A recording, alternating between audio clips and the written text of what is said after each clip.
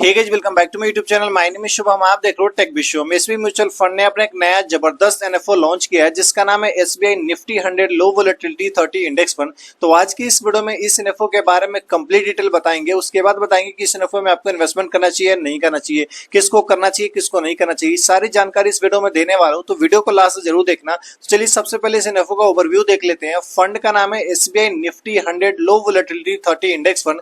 ये जो फंड एक ओपन एंड फंड है, इंडेक्स कैटेगरी का फंड है। इस फंड का जो एनएफओ है ओपन हो चुका है 8 जुलाई 2025 को और क्लोज जाएगा 22 जुलाई 2025 को। तो अगर इस टाइम पीरियड के बीच में इस एनएफओ में अगर आप पैसे इन्वेस्टमेंट करते हो तो इस फंड का एक एनएबी आपको 10 रुपीज में मिल जाएगा। और अगर आप इन्वेस्टमेंट स्टार्ट करना चाहते हो एसआईपी के थ्रू तो आप 500 रुपीज से आप अपना एसआईपी स्टार्ट कर सकते हो। अगर आप लमसम इन्वेस्टमेंट करना चाहते हो तो आप 5000 रुपीज से आप लमसम इन्वेस्टमेंट स्टार्ट कर सकते हो। लेकिन ध्यान रखना, अगर आप इन्वेस्टमेंट करते हो और विद इन 15 डेज के अंदर में अगर पैसे को रिडीम कर लोगे तो आपको 0.25% का एग्जिट लोड भी पे करना पड़ेगा। और इस फंड के जो फंड मैनेजर है मिस्टर विरल जी है और इस फंड का जो बेंचमार्क है निफ्टी 100 लो वोलेटिलिटी 30 इंडेक्स पर। तो चलिए समझते हैं कि जो एसबीआई का नया नया फंड आ रहा है इसमें अगर हम पैसे इन्वेस्टमेंट करते हैं तो हमारा जो पैसा है कहाँ इन्वेस्टमेंट होगा, रिटर्न आएगा भी या नहीं आएगा। उसके बाद बताऊंगा मेरा ओपिनियन कि आपको इन्वेस्टमेंट करना चाहिए इस फंड में या नहीं करना चाहिए। ये सारी चीज समझने के लिए इसके बेंचमार्क को सबसे पहले समझना होगा जिसका नाम है निफ्टी 100 लो वोलेटिलिटी 30 इंडेक्स। अगर ये आप इस इंडेक्स को समझ लेते हो तो आप पूरी तरीके से जान पाओगे कि आपका जो पैसा है कहाँ इन्वेस्टमेंट होगा, रिटर्न आएगा भी या नहीं आएगा। तो चलिए समझते हैं इसके इंडेक्स को। उससे पहले बता दूं कि अगर आप चैनल पे नए हो तो प्लीज चैनल को सब्सक्राइब करके बगल के बेल जरूर दबा लेना, क्योंकि इस चैनल पे हम आपके लिए पर्सनल फाइनेंस, बैंकिंग और म्यूचुअल फंड से related video back to back लेकर आते हैं। तो चलिए समझते हैं इस इंडेक्स को जिसका नाम है निफ्टी 100 लो वोलेटिलिटी 30 इंडेक्स। सबसे पहले इस इंडेक्स के नाम को पढ़ोगे तो नाम से ही ज्यादा चीज क्लियर हो जाता है। जैसे कि निफ्टी 100 यानी कि इंडिया के अंदर में जो टॉप 100 कंपनीज है वो निफ्टी 100 के अंदर आता है। इसके आगे क्या लिखा हुआ है, लो वोलेटिलिटी 30 यानी कि जिसमें वोलेटिलिटी कम होता है वैसे 30 कंपनीज में आपका पैसा इन्वेस्टमेंट होगा। क्या यह सही है नहीं है इसको जानते हैं। तो डेफिनेटली ये सही है।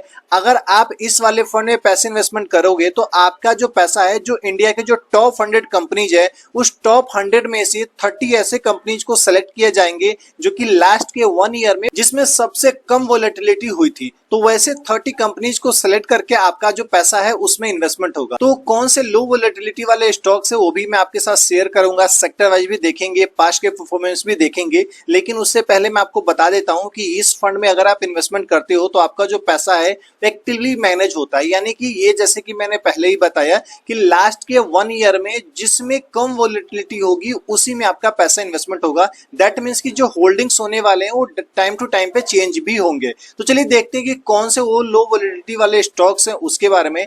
इस इंडेक्स के अंदर में ये जितने भी स्टॉक्स आपकी स्क्रीन पर दिख रहा है, जिसका वेटेज का परसेंटेज भी दिख रहा है, जिसका सबसे ज्यादा परसेंटेज है इस इंडेक्स के अंदर में, तो इस इंडेक्स के अंदर जो सबसे पहला स्टॉक है जिसका नाम है नेस्ले इंडिया लिमिटेड जिसका वेटेज है 4.28% का, आईटीसी लिमिटेड जिसका वेटेज है 4.10% का, हिंदुस्तान यूनिलीवर लिमिटेड जिसका वेटेज है 3.82% का, ब्रिटानिया है, आईसीसी बैंक लिमिटेड है, अपोलो है, एचडीएफसी है, एशियन पेंट्स है, सन फार्मास्यूटिकल है, डॉक्टर रेड्डी है। ये जितने भी स्टॉक्स आपको दिख रहे हैं, अगर आप ये जो एसबीआई का फंड आ रहा है इसमें अगर आप इन्वेस्टमेंट करोगे तो ये सभी के सभी जो स्टॉक्स हैं आपके होल्डिंग्स में जरूर दिखेगा ही दिखेगा। तो एक बात तो ध्यान में रख लो, इन कंपनीज को भी थोड़ा सा अपने लेवल पे एनालाइज कर लेना। अगर आपको लगता है कि इन कंपनीज का फ्यूचर में ग्रोथ है तभी आप इस वाले फंड में इन्वेस्टमेंट करना, अदरवाइज मत करना।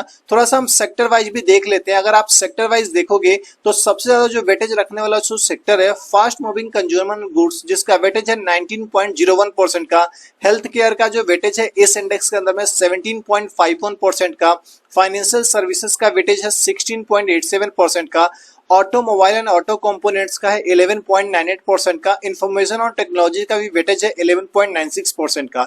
तो ऊपर के भी जो 4-5 सेक्टर्स है जिसका सबसे ज्यादा वेटेज है उसको भी आप देख लो कि आपका जो पैसा है इन्हीं सेक्टरों में ज्यादातर इन्वेस्टमेंट होगा।